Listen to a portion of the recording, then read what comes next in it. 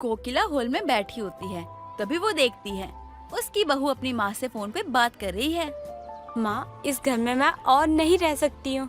जिस घर में मेरी सौतन लाने वाले हैं, उस घर में मेरा रहना या ना रहना बराबर है। माँ, ये बहू क्या कह रही है? मेरे नालायक बेटे का कहीं चक्कर चल रहा है क्या?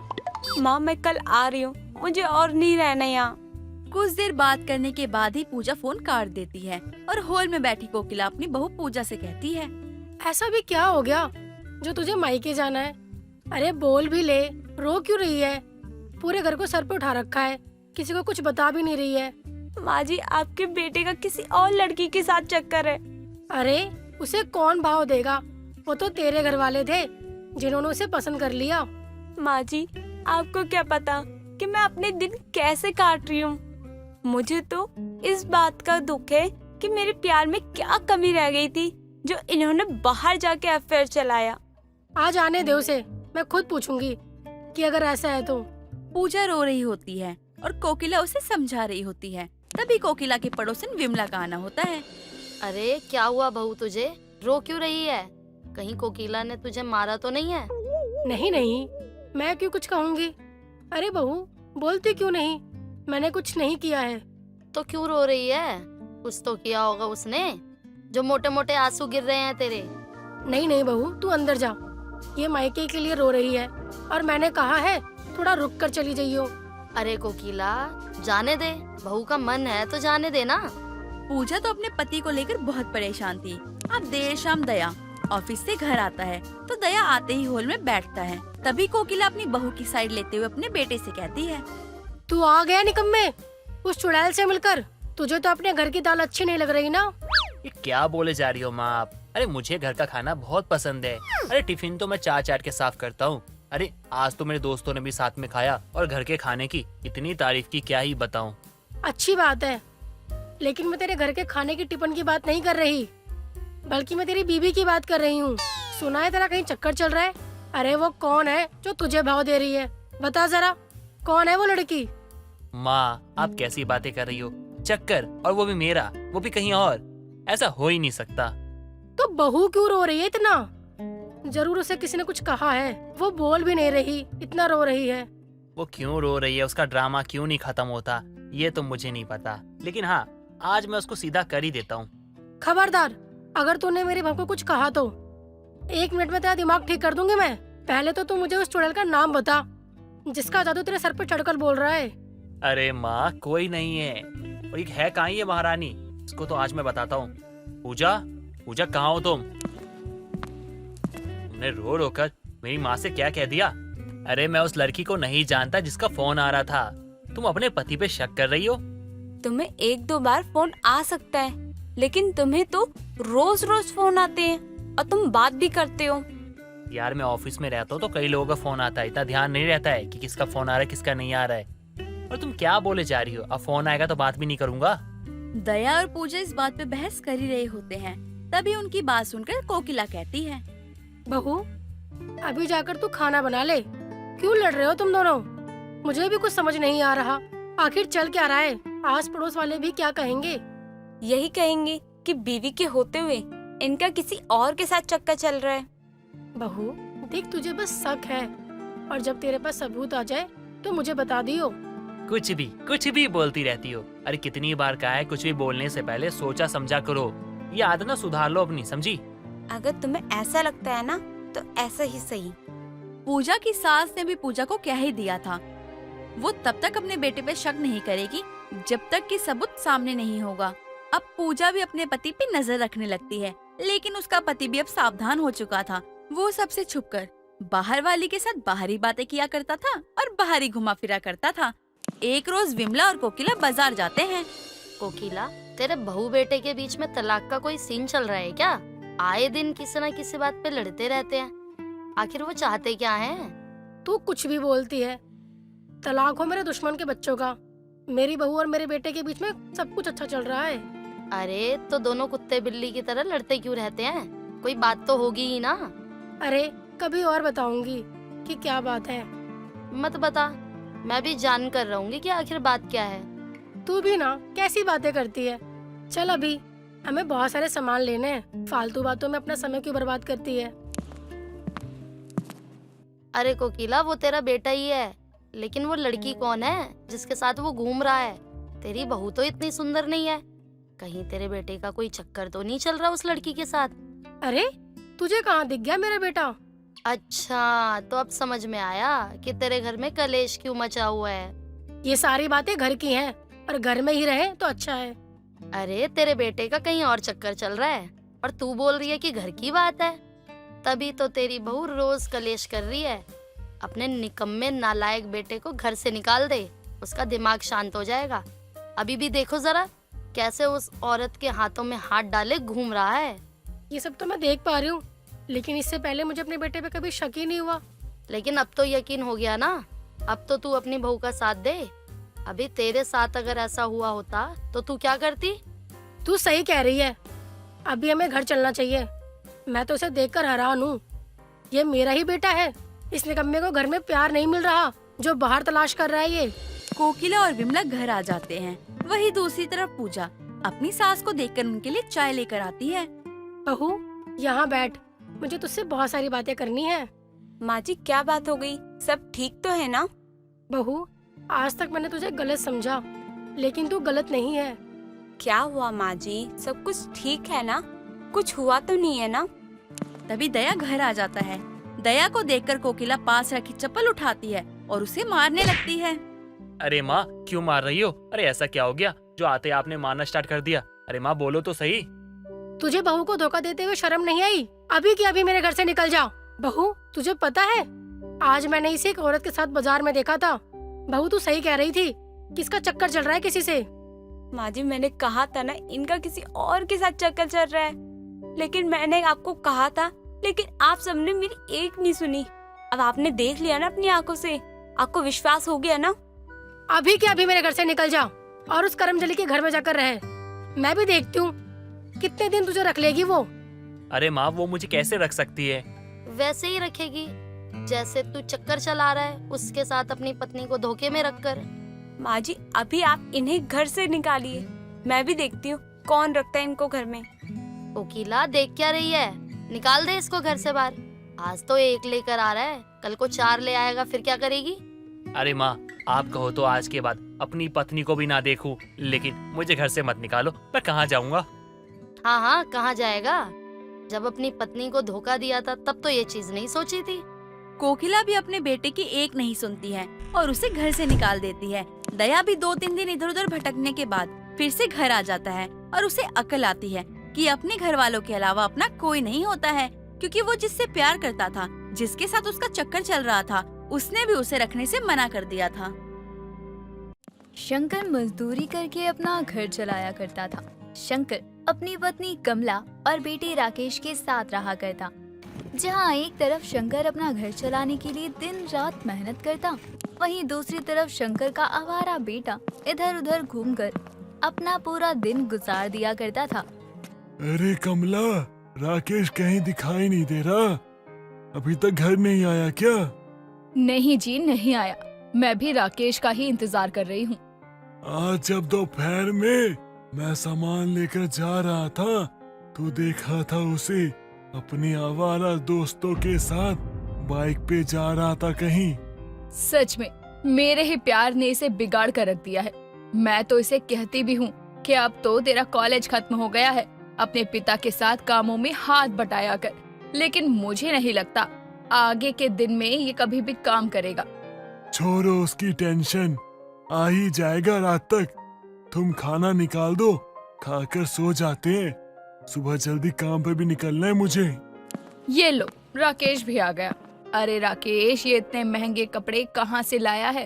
अरे पापा, ये मेरे दोस्त के कपड़े हैं, आप दूर रहिए, आपके हाथ भी बहुत गंदे हैं। ये तो अपने पिता से कैसे बात कर रहा है? तुझे बड़ों से बात करने की तमीज नहीं है? अरे माँ, माफ करो, मैंने आपके पति को बुरा भला कह दिया। चल आजा बेटा, खाना खा ले। अरे कहाँ जा रहा है? नहीं नहीं, आप लोग खाइए, मैं अपने दोस्तों के साथ खाकर आया हूँ। इतना बोलकर राकेश अपने कमरे में चला जाता है, लेकिन कमला शंकर के लिए खाना लगाती है। मैंने अपने मालिक से बात की थी, वो ज्यादा पैसे तो नहीं दे सकते, लेकिन जो थोड़े बहुत पैसे देंगे अब मैं उससे उसकी बाइक ले लूंगा। मुझे पता है आप इसके लिए कितना सोचते हैं, लेकिन इसके संगी साथी ही इसे बिगाड़ रहे हैं। इसके दोस्तों को क्या कमला, वो तो अमीर घर के हैं। इसे ही हैसियत देकर दोस्ती करनी चाहिए थी ना।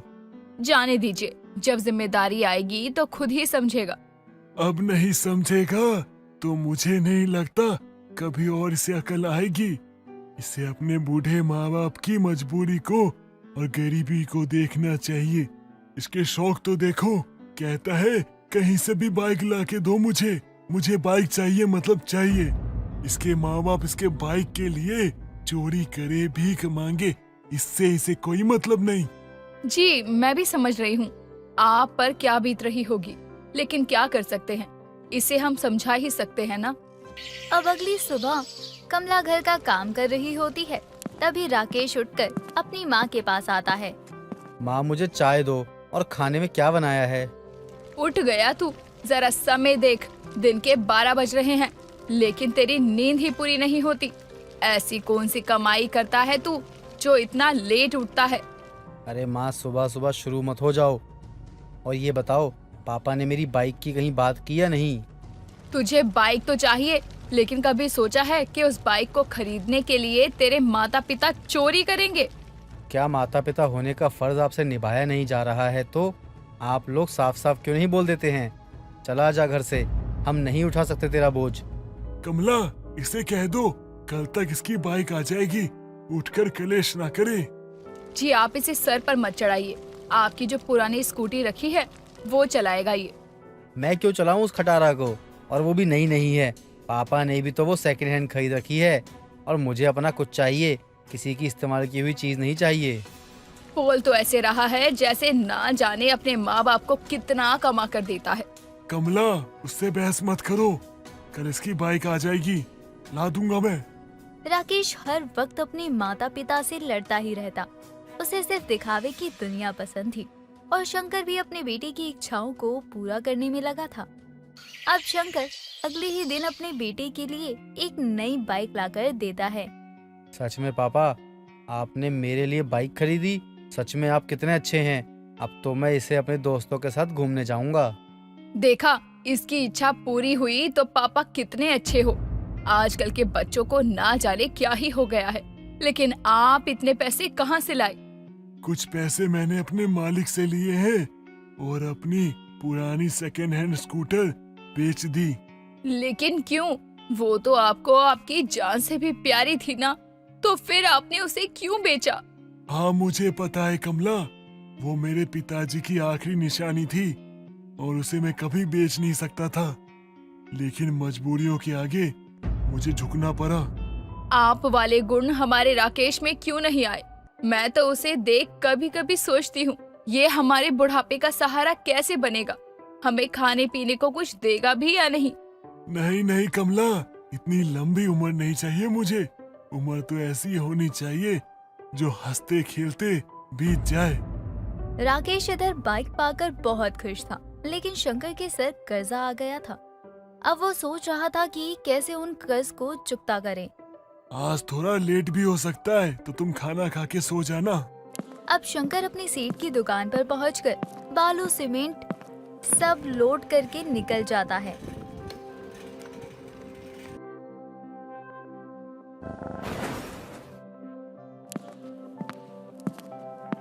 मैं आज ही बहुत थक गया हूँ, थोड़ी देर आराम करना है।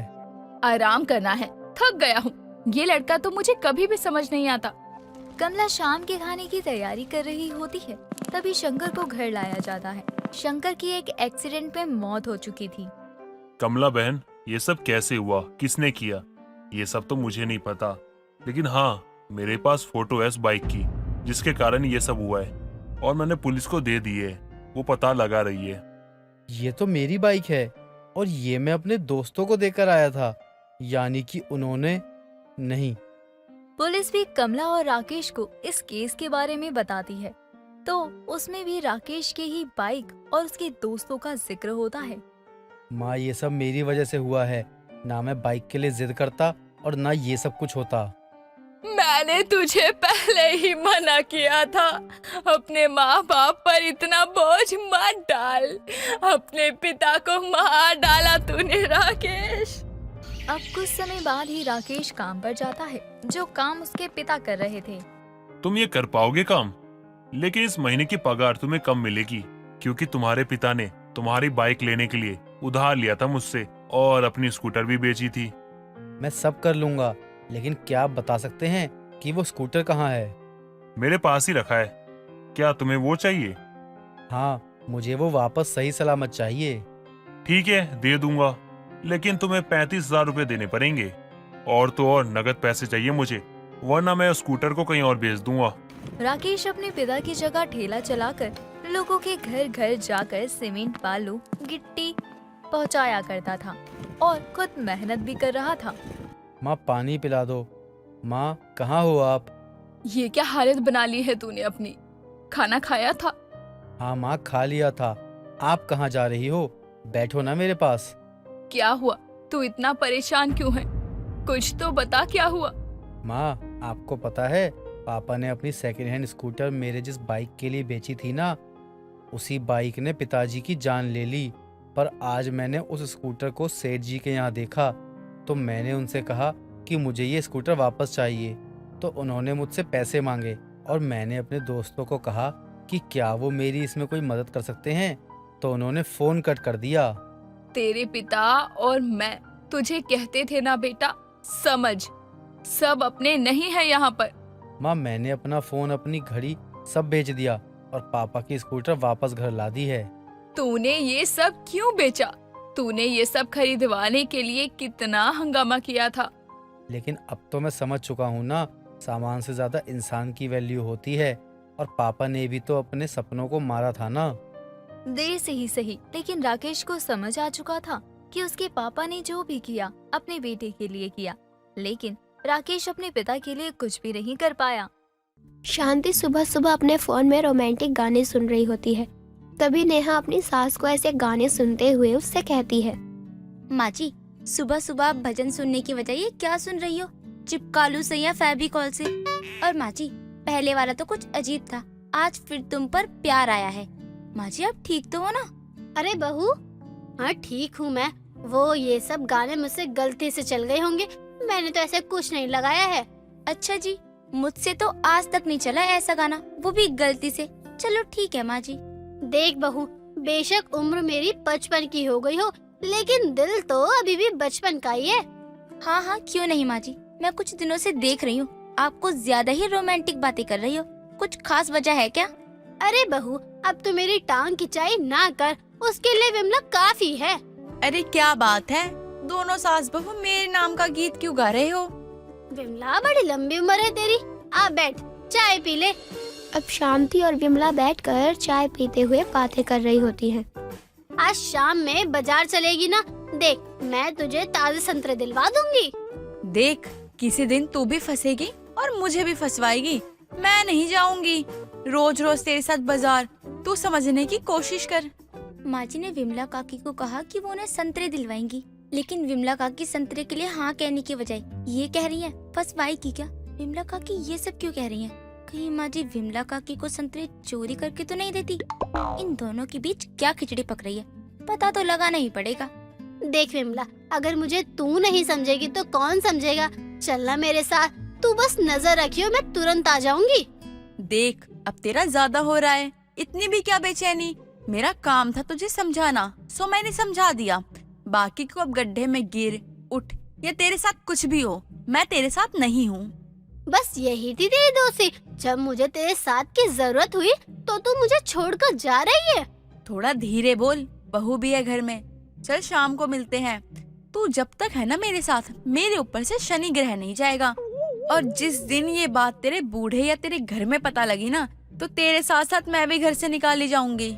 ये सब कान लगाए नेहा सुन लेती है, और वो जितना समझ पाती उससे उसे यही समझ आता कि उसकी सास शांति और पड़ोसन विमला बाजार में चोरी की बातें कर रही है।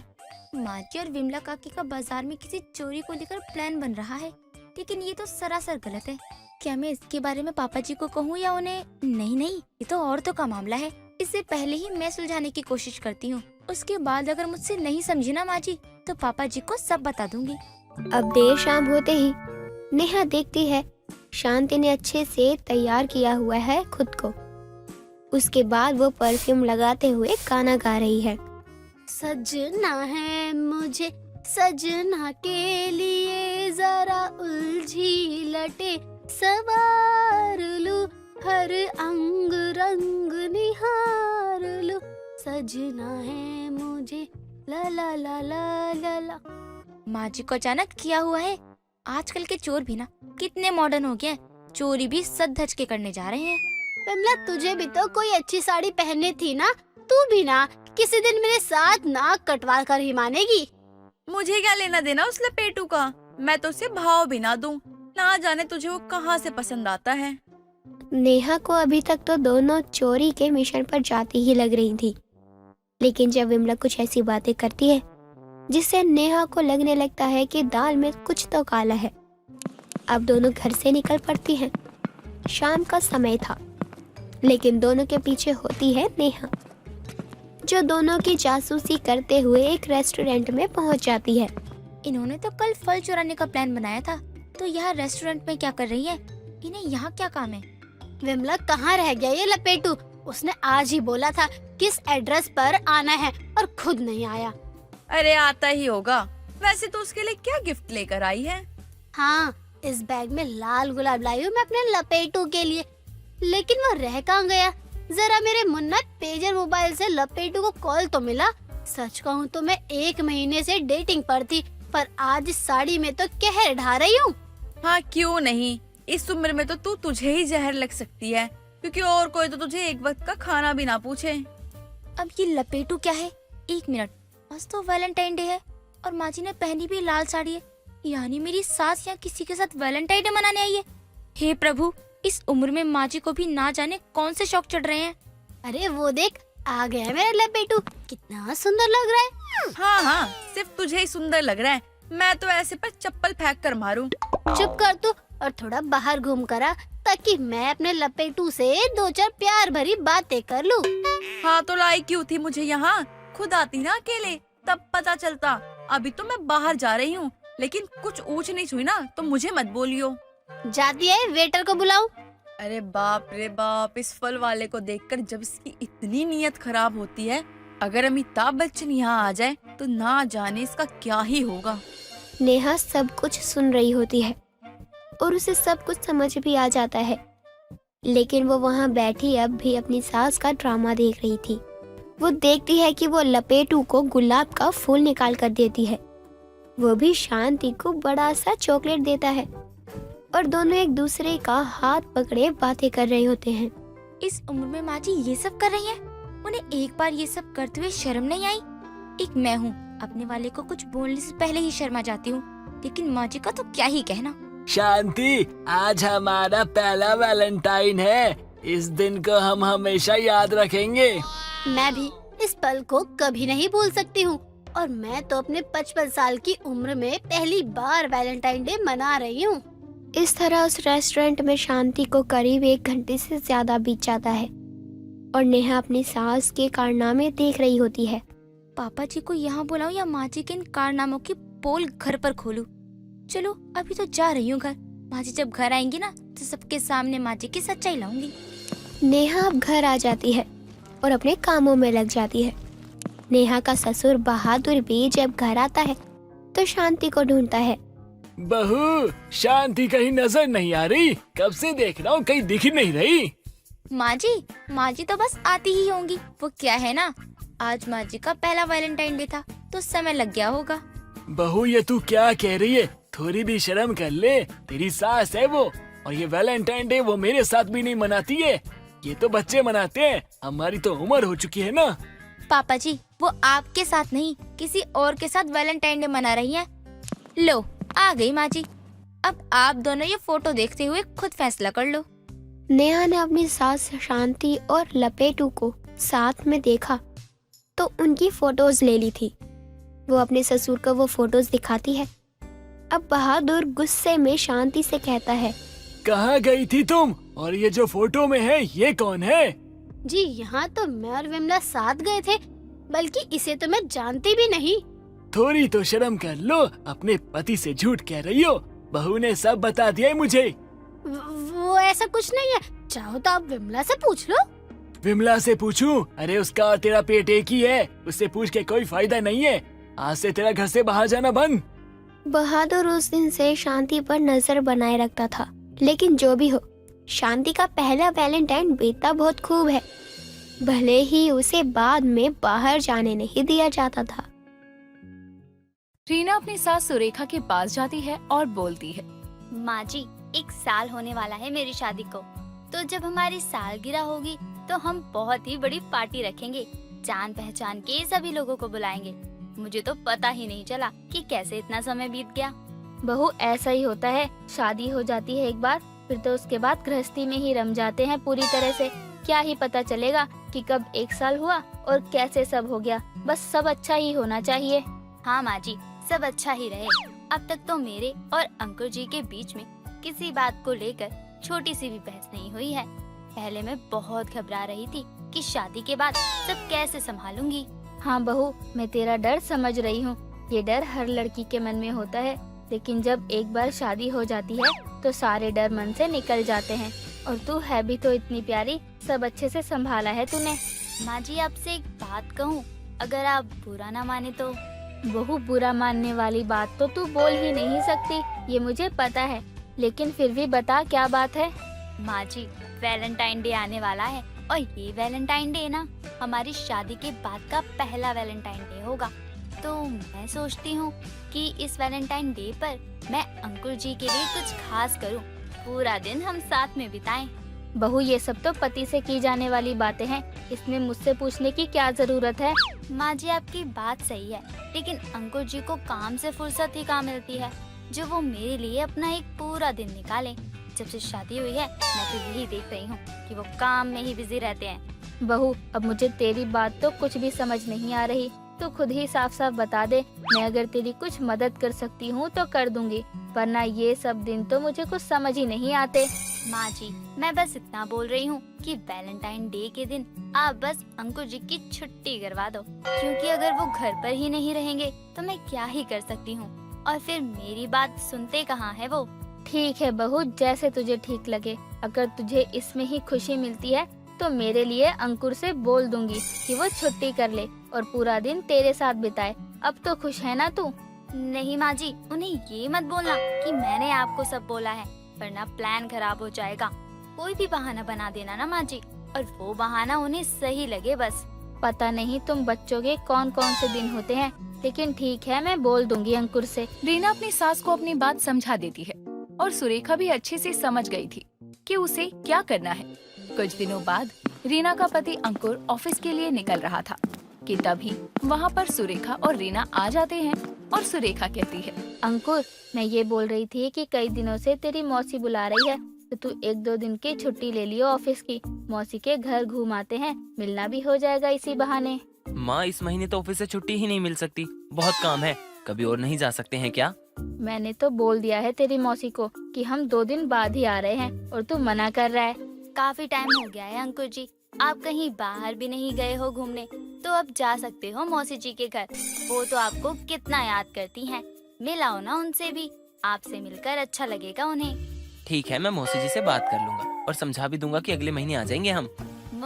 मौसी जी को फोन क्यों करना है? उन्होंने माँ को बोल तो दिया था कि उनका हम सबसे मिलने का मन है, तो बस अब उन्हें फोन करके ये बोलना अच्छा थोड़ी लगेगा कि अगले महीने आएंगे। हाँ बहू, सही बोल रही है, मैंने बोल दिया कि हम 2 दिन बाद ही जाएंगे। ठीक है, लेकिन माँ समझो तो सही, मुझे ऑफिस में भी जवाब देना होता है, मैं वहाँ क्या बोलूँगा? तू सबको समझ, लेकिन अपने ही घर वालों को मत समझ, है ना? मुझे कुछ नहीं सुनना, जो मैंने बोला है वही होगा, समझा? और अब इस बात पर मुझे कोई भी बहस नहीं चाहिए। सुरेखा अंकुर को छुट्टी के लिए बोल देती है और उसके बाद रीना भी बहुत खुश हो जाती है कि वो अपना पहला वैलेंटाइन डे अपने पति के साथ मनाएगी। रीना वैलेंटाइन डे की तैयारी की लिस्ट बना रही थी, तभी रीना के घर उसकी सहेली मधु आती है और वो बोलती है, और रीना कैसी है? जब से शादी क्या हुई है, तू तो बिल्कुल भूल ही गई है हमें। नहीं यार, भूली नहीं हूँ किसी को भी, वो तो बस समय ही नहीं मिलता किसी से बात करने का। घर में इतना काम होता है कि कब दिन निकल जाता है कुछ पता ही नहीं चलता।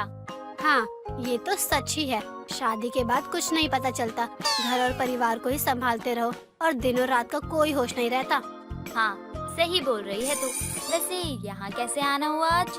कुछ नहीं, मैं तो बस यही पास से किसी काम से आई थी, तो सोचा तुझसे भी मिलती जाऊं। और वैसे भी शादी के बाद तेरा ये पहला वैलेंटाइन डे है, तो कुछ सोचा है या नहीं तूने? सोचा? अरे बहुत कुछ सोचा है। मेरी सास भी बहुत अच्छी है, मेरा पूरा साथ देती है हर चीज में। ये तो बहुत ही अच्छी बात है। तेरी जैसी सास तो फिर सबको ही मिले। पता है, मैंने अपने वैलेंटाइन के लिए ना बहुत सारी तैयारियां की हैं। वो क्या है ना, पति के लिए सरप्राइज भी होगा। उन्हें तो इसके बारे में कुछ पता ही नहीं है। खुश हो जाएंगे वो बहुत ही। रीना अपने दोस्त को अपने वैलेंटाइन डे की तैयारियों के बारे में बता रही थी कि तभी वहाँ पर सुरेखा आती है और ये सब सुनकर सुरेखा कहती है, बहुत जानती हूँ मैं कि तू बहुत ही खुश है, लेकिन जब तू जैसा चाहती है बिल्कुल वैसा ही वैलेंटाइन डे हो जाए तेरा, तो खुशी मनाइयो ना। अभी से ढिंडोरा पीट के क्या होना है। माँ जी, पूरी तैयारियाँ हो गई हैं और मुझे यकीन है आगे भी सब अच्छा ही होगा। मैं बहुत ही ज्यादा एक्साइटेड हूँ कि मेरा पहला वैलेंटाइन डे बहुत ही अच्छा जाने वाला है। बहू, मैं भी यही चाहती हूँ कि तेरा पहला वैलेंटाइन डे बहुत ही अच्छा जाए, लेकिन अभी से इतनी उम्मीदें लगाना अच्छी बात नहीं है। अगर कुछ भी ऊपर नीचे हुआ तो तुझे ही बुरा लगेगा ना। माँ जी, मैंने आपसे कुछ मदद क्या मांग ली, आप तो ये बोले जा रही हो कि मेरा वैलेंटाइन डे खराब ही जाए। अरे, जब अंकुर जी छुट्टी के लिए मान ही गए हैं तो अब सब अच्छा ही होगा ना, घबराना कैसा। रीना, वैसे तेरी सास सही बोल रही है, तू ना ओवर एक्साइटेड हो रही है। अगर कहीं तेरे हिसाब से नहीं हुआ तो सबसे ज्यादा तुझे ही ठेक लगेगी। बाकी तेरी मर्जी, जैसा तुझे ठीक लगे। अरे मैं हूँ ना, सब ठीक हो जाएगा। और माँ जी, आप ना वैलेंटाइन वाले दिन अपनी किसी सहेली के घर चली जाना। रीना अपने पहले वैलेंटाइन के लिए बहुत ज्यादा उत्सुक थी। जब वैलेंटाइन डे आता है तो सुबह सुबह ही रीना पूरा घर सजा देती है और अपनी सास को उनकी सहेली के घर भेज देती है। थोड़ी देर बाद जब अंकुर की आंख खुलती है तो पूरा घर सजा देखता है और रीना से कहता है, रीना, ये सब क्या है? आज हमें मौसी के घर जाना है और तुमने घर सजा दिया। वो मैंने माँ जी से बोला था कि आपको छुट्टी करने के लिए मनाए, इसलिए माँ जी ने झूठ बोला था कि हमें मौसी के घर जाना है। लेकिन आज हमें मौसी के घर नहीं जाना। आज हम अपना पहला वैलेंटाइन डे साथ में मनाएंगे। तुम पागल हो क्या? मेरी इतनी इम्पोर्टेंट मीटिंग थी और तुमने बस वैलेंटाइन डे मनाने के लिए झूठ बोला। वैलेंटाइन डे तो हम रात में भी मना सकते थे। मुझे आपके साथ अपना पूरा दिन बिताना है। मुझे हमारा पहला वैलेंटाइन डे खास मनाना है। तुम्हारे इस वैलेंटाइन डे के चक्कर में मेरा कितना लॉस हो सकता है, ये तुमने सोचा? मेरे लिए मीटिंग बहुत इम्पोर्टेंट है और मैं जा रहा हूँ मीटिंग के लिए। अरे रुक जाओ अंकुर जी, मैंने इतनी सारी तैयारियाँ की हैं। ये सब शाम को भी हो सकता है। अंकुर इतना बोलकर वहाँ से चला जाता है। शाम को अंकुर और सुरेखा दोनों घर आते हैं और रीना को ऐसे देखकर सुरेखा कहती है, बहू, ये अंकुर बाहर कहाँ से आ रहा है? माँ, आपने और रीना ने जो मिलकर प्लान बनाया था, कम से कम एक बार मुझसे पूछ तो लेते ना। माँ जी, मैंने इतना सब कुछ सोचा था कि हमारे पहले वैलेंटाइन डे पर सब कुछ अच्छा होगा, लेकिन अंकुर जी तो काम पर चले गए आज भी। तू कभी बहू के लिए भी सोच लिया कर, हमेशा काम ही दिखता है तुझे। माँ, मैं अपनी बीवी और आपके बारे में ही तो इतना सोचता हूँ। अगर तू अपनी बीवी के बारे में सोचता तो वो ऐसे रो नहीं रही होती। माँ, आज का खास दिन और खास तब होता ना जब हम साथ में खुश होते। और वैसे भी अगर रीना और मैं खुश हैं तो हमारे लिए हर दिन वैलेंटाइन डे है। मैं काम आप लोगों के लिए ही तो करता हूँ। अंकुर की बात रीना को समझ आती है और जो वैलेंटाइन डे पूरा खराब हो गया था, उसी शाम अंकुर और रीना बाहर जाकर साथ में रोमांटिक डिनर करके उसे मनाते हैं। नेहा और निशा दोनों एक ही गांव में रहती थी। दोनों बचपन से ही बहुत अच्छी दोस्त थी। नेहा ने हमेशा से ही निशा को दोस्त माना। वो कभी भी कुछ भी लेती दोनों मिल बांट कर खाया करती। अब दोनों ही बचपन की सहेलियां इतनी बड़ी हो गई कि दोनों एक दूसरे से बिछड़ने वाली थी। नेहा और निशा दोनों के लिए एक साथ ही रिश्ता आता है। दोनों अपने घर जाती हैं और दोनों को पता चलता है कि दोनों की शादी तय हो गई है। निशा का रिश्ता शहर में हुआ था, तो वहीं नेहा का रिश्ता एक छोटे से गांव में। निशा नेहा से मिलने आती है। सुन नेहा, तुझे पता है मेरी शादी तय हो गई है, वो भी शहर। कांग्रेस निशा, मेरी भी शादी लग गई है, पर मेरी शादी गांव में लगी है। तेरा तो अच्छा है निशा, अब तू तो दूर शहर चली जाएगी, वहाँ बहुत ऐश करेगी। हाँ, तू सही बोल रही है। मैंने भी सुना है शहर के घर में हमेशा अगल बगल में नौकर रहते हैं। कहीं भी बाहर जाओ, गाड़ियाँ हमेशा बाहर खड़ी रहती है। मैं तो रानी बनकर रहूंगी, रानी। और तू एक गांव से निकलकर दूसरे गांव चली जाएगी, और तेरी तो किस्मत ही खराब है। नेहा, तू अपने घर वालों को बोलती क्यों नहीं है कि तेरी शादी भी शहर में करवा दे? नहीं निशा, मेरे माता पिता के ऐसे हालात नहीं है कि वो मेरी शादी शहर में करा दे। मेरे बाद मेरी 2 बहनें हैं, और तुझे तो पता है कि शादी में बहुत खर्चे होते हैं। अगर बाबा मेरे ऊपर सारा खर्चा करेंगे तो मेरी बहनों का क्या होगा? चल, जैसी तेरी इच्छा। अच्छा, मैं चलती हूँ, मुझे शहर जाने की तैयारी करनी है। तू जरूर आइयो मेरी शादी में। हाँ हाँ, जरूर आऊंगी। नेहा और निशा दोनों अपने घर से निकल जाते हैं और अपनी अपनी शादी के लिए तैयारी करने लगते हैं। कुछ दिनों बाद दोनों की शादी एक दिन ही होती है। दोनों की विदाई होती है। दोनों अपने अपने ससुराल पहुंचती।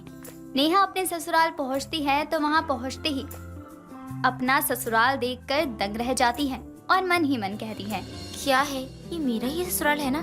इतने छोटे से गांव में इतना बड़ा घर। मुझे तो यकीन ही नहीं हो रहा है कि मैं ठाकुर खानदान की बहू हूँ। मेरी किस्मत भी निशा की तरह है। वो शहर में अमीर में गई है और मैं गांव में अमीर घर में गई हूँ। नेहा के गृह प्रवेश की रस्म हो जाती है तो वहीं निशा अपने ससुराल पहुंचती है। लेकिन वो जैसे ही ससुराल जाती है तो दुखी हो जाती है। क्या सोचा था और क्या हो गया? सोचा था गाँव से निकलकर शहर आई हूँ, यहाँ बिल्कुल ठाठ से रहूंगी, लेकिन यहाँ तो एक ही कमरा है जिसमें रसोई बाथरूम सब है। मैं कैसे रह पाऊंगी यहाँ? दोनों ही सहेलियों की जिंदगी एकदम अलग अलग हो गई। नेहा जो गरीब घर से थी, उसकी शादी एक बड़े खानदानी घर में हो गई, और निशा जो ऐसे माहौल में पली बड़ी, वो एक शहर के छोटे से घर में जाकर बस गई। एक तरफ नेहा का पति बड़ा जमींदार था तो निशा का पति छोटे से बैंक में चपरासी। ऐसे ही दिन गुजरते रहते हैं और गुजरते दिनों के साथ दोनों अपने अपने ससुराल की सारी जिम्मेदारी संभाल लेती हैं। ऐसे ही एक दिन नेहा अपनी रसोई में खाना बना रही थी। उसकी सास सीमा उसे रसोई में देख लेती है। अरे बहू, तू यहाँ क्या कर रही है? माँ जी, मैं वो बहू, अगर तुझे कुछ चाहिए तो किसी को बोल दिया कर, वो ले आएगा तेरे कमरे में। तुझे रसोई तक आने की कोई जरूरत नहीं। नहीं माँ जी, मुझे कुछ नहीं चाहिए। मैं तो बस ये सोच रही थी कि सबके लिए खाना बना दूं। खाना बनाने के लिए घर में 36 नौकर है। तुझे कुछ करने की जरूरत नहीं है। बाहर लोगों को पता चलेगा कि ठाकुर खानदान की बहू रसोई में खाना बनाती है तो हमारी क्या इज्जत रह जाएगी। चल यहाँ से, अपने कमरे में टीवी देख। नेहा की सास कुछ भी नहीं कहती तो वहीं निशा की सास उसे परेशान करके रखती। एक दिन निशा कमरे में बैठकर अपना फोन चला रही थी। तभी निशा की सास विमला उसे देख लेती है। अरे ओ महारानी, तेरे घर का काम क्या तेरा बाप करेगा? कर दूंगी माँ जी, अभी बस 5 मिनट रुक जाओ। अरे सूरज सर पर चढ़ाया है और तेरा फोन नहीं छूट रहा। तेरे माँ बाप ने कुछ सिखाया भी है या ऐसे ही पाल पोस दिया? देखिए माँ जी, आप मुझे कितना भी कुछ कह लो, मेरे घर वालों को कुछ मत कहना। मेरी तो किस्मत ही फूटी थी जो शहर का रिश्ता सुनकर हाँ कर दिया। मेरे घर वालों ने कोई काम नहीं करवाया आज तक मुझसे, और एक यहाँ महारानी की जगह नौकरानी बना दिया है मुझे। अच्छा तो चल जा, अपने माँ बाप के पास ही रह। मैं अपने बेटे की कहीं और शादी करवा दूंगी। कम से कम घर का काम तो करेगी, तेरी तरह नहीं कि बस फोन में ही घुसी रहे। जहाँ नेहा की सास का बर्ताव नेहा के लिए जितना अच्छा था, वहीं निशा के ससुराल में उसकी इज्जत कम थी। दिन निकलते रहते हैं और दिवाली आ जाती है। दिवाली की चहल पहल बहुत थी। शहर में भी दिवाली मनाने की तैयारियां चल रही थी और गांव में भी। दिवाली वाले दिन नेहा दिए लेकर रख रही होती है। तभी सीमा नेहा को कहती है, बहू क्या कर रही है? हाँ आई माँ जी, बस थोड़े से दिए निकाल कर रख रही हूँ। तुझे कितनी बार कहा है कि घर के ये छोटे मोटे काम मत किया कर। घर में बहुत नौकर है काम करने के लिए। माँ जी, मैं ना बहुत छोटे परिवार से हूँ। मुझे वहाँ के ये सारे छोटे मोटे काम करने में बहुत खुशी मिलती है, और मेरे बाबा ने मुझे बोला है कि अपने ससुराल वालों को कभी भी शिकायत का मौका मत देना। अरे हमें तो सर्वगुण संपन्न बहू मिली है, हमें क्या शिकायत भला। चल ये सब छोड़, चल आज मार्केट चलते हैं, दिवाली की थोड़ी खरीदारी कर लेंगे। और तेरी तो पहली दिवाली है, तुझे कुछ गहने दिलाने हैं। जहाँ सीमा और नेहा दोनों दिवाली की खरीदारी के लिए बड़ी दुकान में जाते हैं, तो वहीं निशा भी अपनी सास के साथ मार्केट जाती है। नेहा की सास उसे बड़े ज्वेलरी की दुकान में ले जाती है, तो वहीं निशा की सास उसे छोटे से मार्केट ले जाती है। निशा को एक बड़ी सी ज्वेलरी की दुकान दिखाई देती है, तो विमला कहती है, माँ जी देखो ना गहनों की दुकान, चलो ना कुछ गहने लेते हैं। हा, गहने लेगी, वो भी इस दुकान से? आजा चल, तुझे गहने दिलवा देती हूँ। ये देख 10 रुपए की सेल लगी है, ले ले। आपसे कुछ बोलना ही बेकार है, कुछ बोलो तो उल्टा जवाब देती हो। मेरी माँ पापा मुझे हर दिवाली पर कुछ नया दिलाते थे और आज यहाँ रोड की सेल से सामान लूँ मैं? ज्यादा महारानी मत बन, चुपचाप से लेना है तो ले, वरना चल यहाँ से। वहीं सीमा नेहा को बड़े से जेवर की दुकान में ले जाकर कहती है, ले बहू, तुझे जो पसंद आए उसे उठा ले। नहीं माँ जी, मैं सब चीजों का क्या करूँगी, मुझे चीजों की आदत नहीं है। बहू, तू ठाकुर खानदान की बहू है, तुझे इन सब चीजों की आदत डालनी होगी। ठीक है माँ जी। कुछ महंगा ले लियो, तू जिस पर हाथ रखेगी वही तेरी हो जाएगी। सीमा नेहा को जेवर दिलाकर घर ले जाती है और अच्छे से दिवाली मनाती। ऐसे ही दिन गुजरते हैं और गुजरते दिन के साथ दोनों सहेलियां प्रेग्नेंट हो जाती हैं। दोनों की डिलीवरी का समय नजदीक होता है।